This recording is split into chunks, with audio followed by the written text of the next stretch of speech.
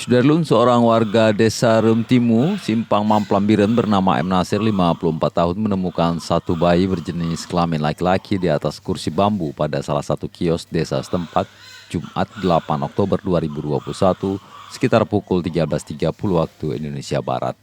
Informasi yang diperoleh serambinews.com, bayi yang terbungkus dengan kain bedung berwarna putih itu diduga sengaja diletakkan begitu saja oleh orang tuanya.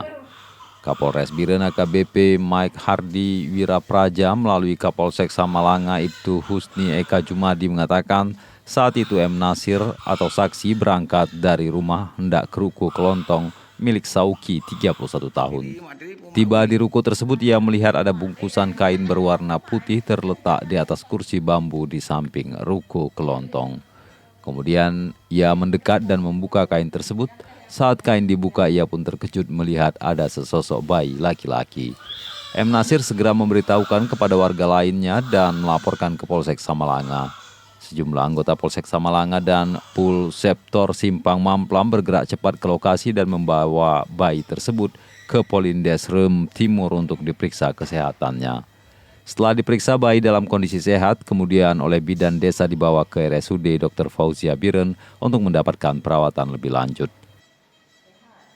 Saat ini tim dari Polsek Samalanga dan Pulsubsektor Simpang Mamplam masih terus melakukan penyelidikan lebih lanjut tentang identitas orang tua bayi dan motif melakukan tindakan yang tidak bertanggung jawab itu.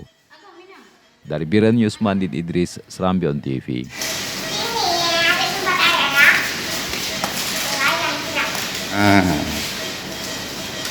Ambil untuk kakak aja.